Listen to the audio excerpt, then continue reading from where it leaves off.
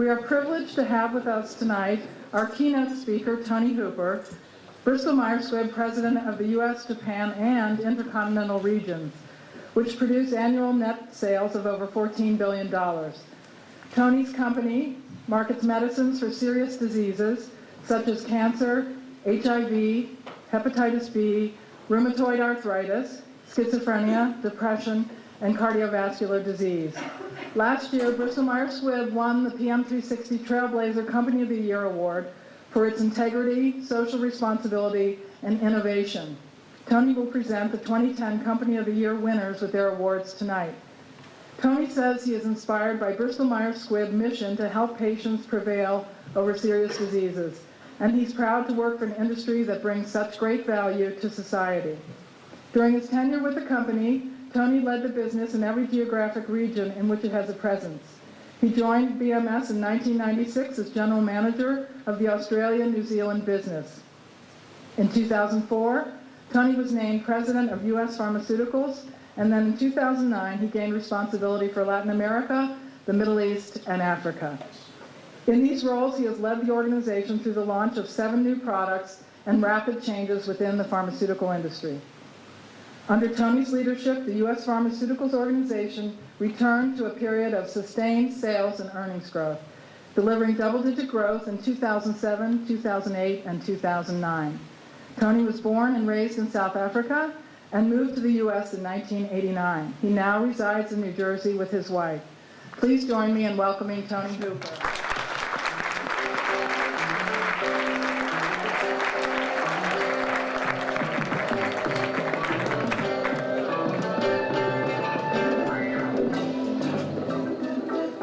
So thank you so much, Liz, and good evening, ladies and gentlemen. After 5 countries, 4 continents, this funny accent, you're obviously aware that I'm actually not from around here. I'm actually from central New Jersey.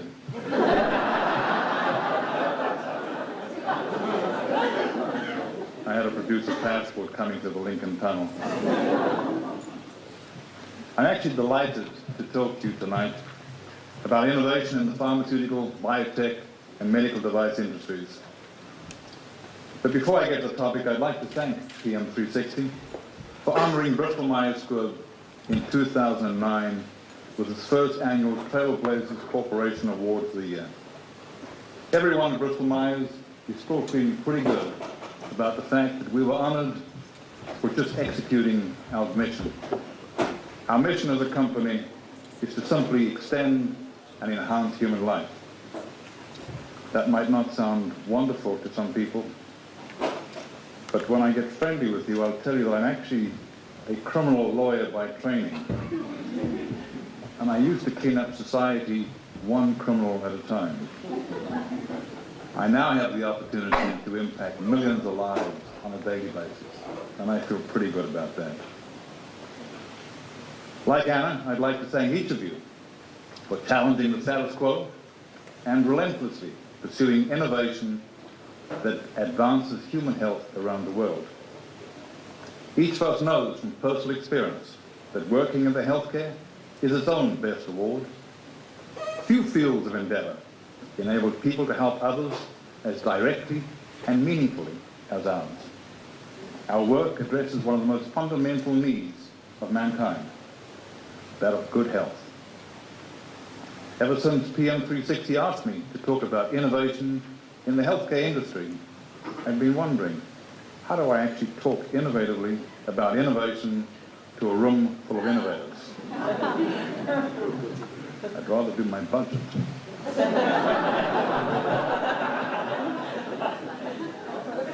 Everyone, in fact, is talking about the need for innovation and how critical it is in an increasing complex global healthcare environment.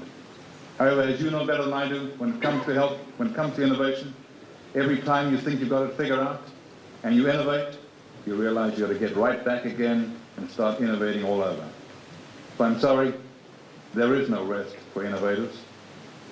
About 400 years ago, Francis Bacon, the great English scientist and philosopher, wrote an essay entitled Of Innovation.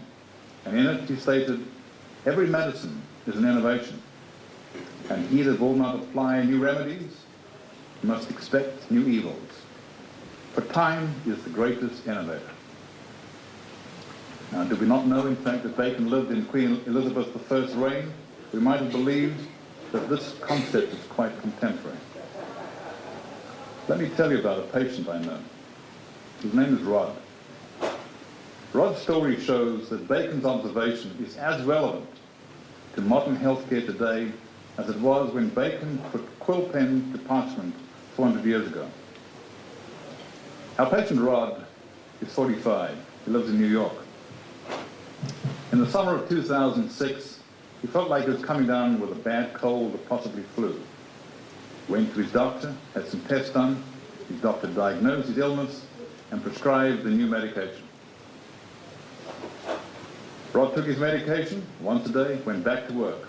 And today, he still takes his daily pill, and he continues about his normal daily life. He goes to work, takes vacation, keeps in shape, and eats right to keep healthy. Hardly seems innovative, is it? Yet Rod was diagnosed with HIV/AIDS. Had he been given that diagnosis 10, 12 years ago, the prognosis would not have been so good.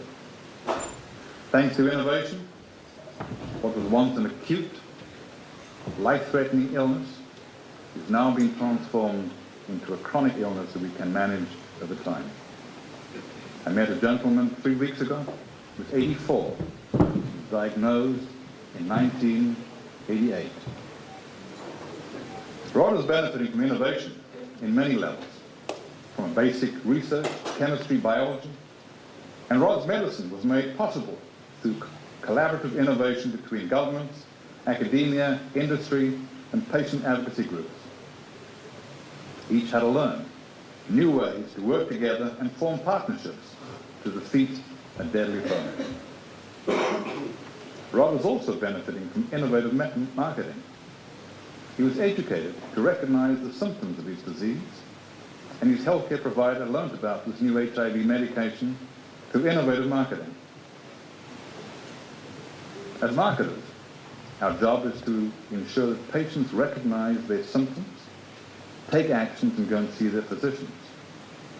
And then to ensure that our messages are remembered by both patients and physicians at a time when the decision has been made to prescribe a medication. Every time I launch a new drug, I try and work out who's my target audience, how many opportunities do they have to prescribe the new drug in a month. And it's amazing, even in an area like diabetes, where physicians will have, my target group perhaps, will have between 50 and 75,000 opportunities per month. Divided by the number of physicians, that means each physician has about one opportunity per month to prescribe a new drug. The timing, therefore, of that new patient walking in and the patient making a decision is absolutely essential.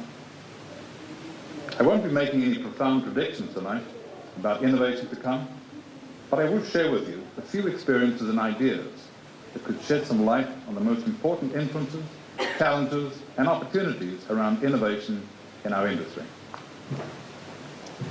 Peter Drucker, the celebrated management theorist, wrote that business has two, and only two, functions: marketing and innovation. He declared, marketing and innovation produce results, all the others are cost centers. I'm very popular when I say that in my board meetings. In the context of our industry, I define innovation as the evolution and fulfillment of genuinely original ideas that bring value to patients. If innovation brings value to patients, it will also bring value to payers, providers, and businesses like ours. Of course, before patients can benefit from our products, they first have to have access to them.